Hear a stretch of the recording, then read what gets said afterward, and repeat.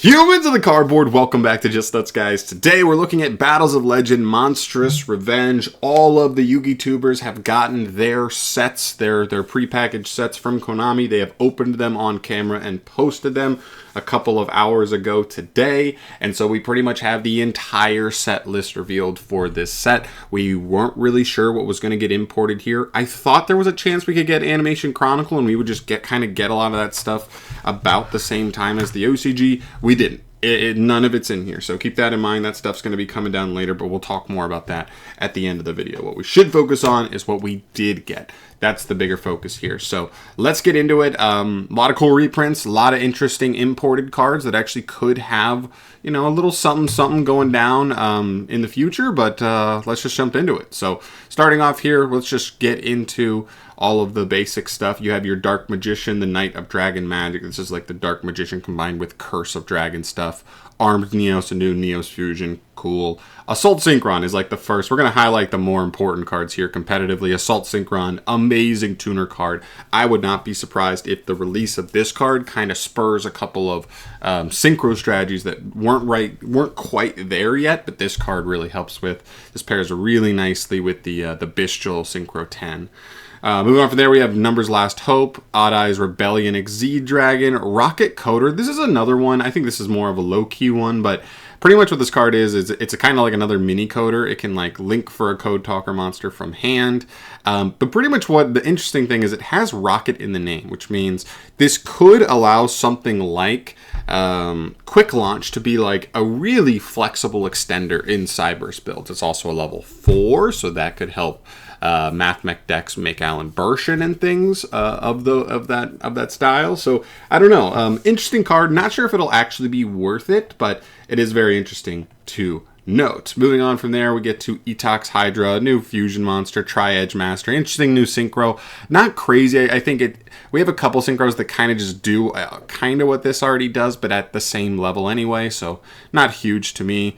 Dideratent, the Ooze Giant, weird card. Don't Slip, the Dogs of War, funny field spell. RGB Rainbow Lucian, it's a continuous trap. I don't think it's really doing that much. More anime stuff. Elemental Hero Flame Wingman Infernal Rage is very interesting for sure.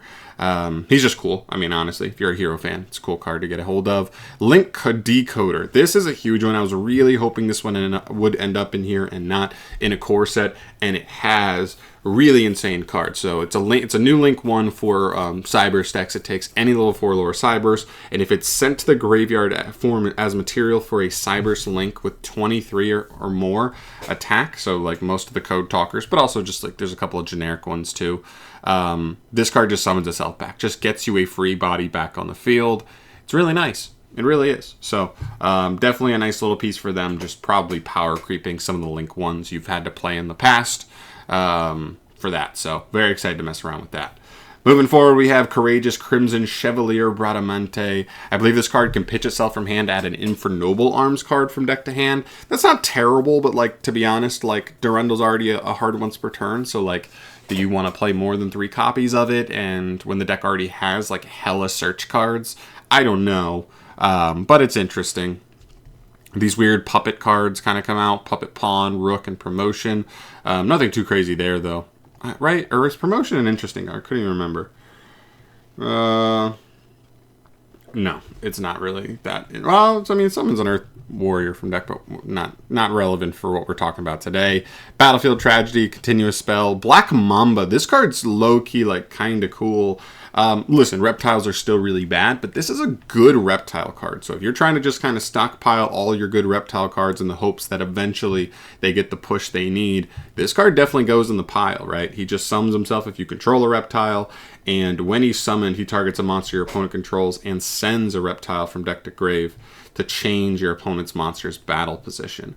So yes, it requires your opponent to have a monster on field, but he's still an okay extender otherwise, and also has the bonus to be able to get you an extra Foolish Burial as well. So very, very cool. That card could definitely come up down the line. Lamia, this card searches any level 8 Reptile. That's the one downside though, is it's only level 8s. And if it's banished, you can target a reptile you control and it can't be destroyed by card effects. Fine, whatever. But it is a searcher. If we get more stuff with like good level 8s, you know, obviously these are some pretty nice reptile setup cards. Viper's Grudge, not great. Then we have this weird engine, the Ghost, these Underworld Ghost cards. Particularly these 3. Underworld Princess, if she's sent to grave, adds a Ghost Fusion from deck to hand. And then if she's in grave, except the turn she was sent there, she can banish yourself to discard a card to target one of your banished level 4 or higher zombies and add it back to hand. That's pretty good. I mean, it's a search on send, gets you another card later on. It's not a bad card. Then you also have the Ghost Wyvern. On summon, it adds a Ghost Fusion as well. And on the end phase, if it's banished, or was banished this turn, you can take a level 2 or lower zombie tuner from deck and either add it to hand or send it to grave. So again, it's a +1 on summon and potentially gets you another +1 later on. And then you have Ghost Fusion. If your life points are lower than your opponent, it's going to allow you to banish a zombie from hand, deck, or graveyard instead of using zombies on field.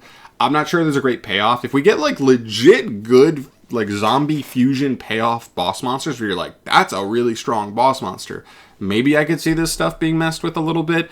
But right now it's just like there's not a good enough payoff to warrant all the you know, playing these over some of the good zombie cards that already exist for sure. Okay, cool. Moving on from there, XYZ Bento, a couple of new Performa Pal cards, Odd Eyes Butler, Odd Eyes Valet, Barrow Karibo, Classy Karibo, Arms Regeneration, new insect cards as well. Praying Mantis isn't very good, but Guard Mantis is very interesting. He's just pay 1,000 to special him, and while he's in the monster zone, you're locked into insects, but that's fine if you're playing an insect deck, obviously. So pretty good extender for insects. He also gives you the ability to quick effect change an insect monster's battle position, which could matter. There are things like the some of the cicada cards have effects that fire when their battle position is changed, so that's kind of cool. Not a bad extender for them at all. Plus 2,400 defense, low-key, kind of nice. All right, from there we move to a couple of interesting cards. Golden Rule, Duality, and Shadow's Light, I believe all are pretty interesting. Golden Rule is just actually an awesome Crystal Beast card. This card places 2 Crystal Beasts in the spell and trap zones from your deck. Then you get to special summon a Crystal Beast from hand or graveyard. And if you do equip it with this card, if this card leaves the field, destroy it, whatever. I mean, it's an extender that also just gets you 2 Crystal Beasts set up in your spell and trap zones. Like, that is wild. That is immensely powerful. I'm sure there are combo lines that abuse it. I don't think it's technically a starter. I think it's technically more of an extender, but still a very cool card for them. And they've had a little bit of rogue success in the last year or two, so that's cool. Duality. These are weird search cards. Definitely feel free to dig deeper on them. They're kind of like chaos search cards. It's going to take a very particular deck and setup to kind of make these work, but there definitely feels like there could be something here in the future, so definitely look into those for sure. Protection of the Elements, that's a new counter trap. I don't think it's anything too crazy. It's like a hero counter trap, but it's like unsearchable kind of thing. So not too crazy, to be honest. Let's see, moving down the line here. This is a cool one. Couple of really cool ones, actually. So Blackwing Sharnga, the Waning Moon. This card is so cool. I was really hoping this would be in here as well. It's a generic extender. If you have any monster with 2,000 or more attack, jumps on the field, level 2 tuner, nice. Secondly, if you control a Blackwing Synchro and this card's in the graveyard, you can quick effect banish it to target a face-up card your opponent controls and destroy it. So once you've used this card as a good tuner extender, if you have a Blackwing Synchro, so obviously this is better in pure Blackwings, but some of the Blackwing Synchros are generic as well, now you also have Dryden on top of that. That's a really, really cool card. Very interested to see if he gets to see some play. Rose Shaman, very interesting plant support card. You contribute it to draw 1 card, sure, and you can banish it from grave to add a plant from grave back to hand, and if it was a high-level plant, you also Foolish Burial a plant from deck to grave. So honestly, a pretty cool card altogether. More of a recursion card, and maybe plants are just a little bit too,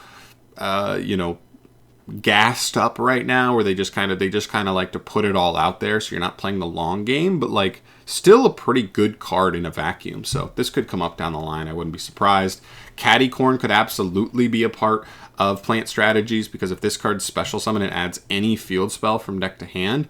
So using one of the plant combos with like Aromatherapy Jasmine to summon it from deck, you could then search for example, maybe the either Rika Konkon if you didn't already have access to it, or the Therion field spell, and that could get you access to Lily Berea, and then Lily Berea to Regulus, help you insulate your plays that way as well. So very, very cool. Definitely could be some cool stuff there. Final Cross, not a great card. It's just like a Synchro support card. Not great. Photon Jumper. Is this card any good? No, it's like a... Oh yeah, if this card is sent to the graveyard, add a Photon or Galaxy spell or trap card from deck to hand. That's actually not terrible. I like especially because it's sent to grave generically. So technically Foolish Burial becomes a search card in the deck if you want. Interesting card. I don't know if it's enough for Photons. They need so much, but yeah, it's interesting. A couple of new Spider cards, Mother Spider, Baby Spider, nothing crazy. DDD guy, don't think really changes much. Additional Mirror level 7, Synchro Zone. A couple of these new Sky Striker cards. These three don't really matter. They don't really do anything. They're more for lore. They're not actually super playable in the deck. But Azalea is really good, and it's our final new card, it looks like here. She takes any 2 light or dark monsters, and on summon, she can target any card on the field, destroy it. And if you have 3 or less spells in grave, you have to send this card to grave. And secondly, once per turn at the start of damage step, if this card battles an opponent's monster, banish a spell from grave to destroy the opponent's monster. So a little bit of extra removal on top of the pop on summon. This card is played as kind of like a, Tri Brigade, not Tri Brigade, for hire link to in some decks, where it gives them an out to something where otherwise they lose to a skill drain type scenario. It's kind of like that. It helps certain decks play around certain floodgates and stuff. And so she'll see play that way. It's a pretty good card. It could also come up in Striker, but honestly, I think it'll see more play in other stuff. So look out for that. All right, then we get to a bunch of the reprints. So there's going to be a lot of rarity bumps that are nice. There's also going to be a bunch of just reprints on stuff that's kind of expensive, and that's really nice as well. So starting off here, Volcanic Shell. That's a nice rarity bump, especially with the new support coming out. Dark Arm Dragon, okay, gets a quarter-century rare, so that's cool. Aratama, that's nice. Aratama, I think, was a rare, so that's really nice to get a better version of that. Spiral Quick Fix coming off the list, very cool to see there. Nightmare Corruptor Ibley, okay, I know a lot of people aren't going to be hype about that. Photon Vanisher, cool. Cool for the Photon fans. Danger Nessie, that's nice. Mathmech Sigma rarity bump, that's pretty nice.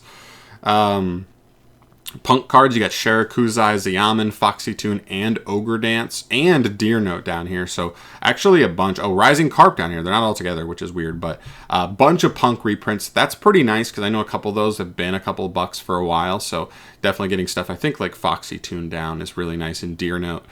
Those are the nicer ones there. In between here, Water Enchantress of the Temple. I know it's a secret rare, so it's not like a huge, saving grace for the reprint to bring the price down, but it probably will bring the price down a little bit, which is nice. This is a generic engine that's like 2 years old or a year and a half old, so it honestly should be more affordable than it is at this point, so hopefully that helps out a little bit there. Sprite Carrot, nice rarity bump from a common to a ultra rare. Very nice.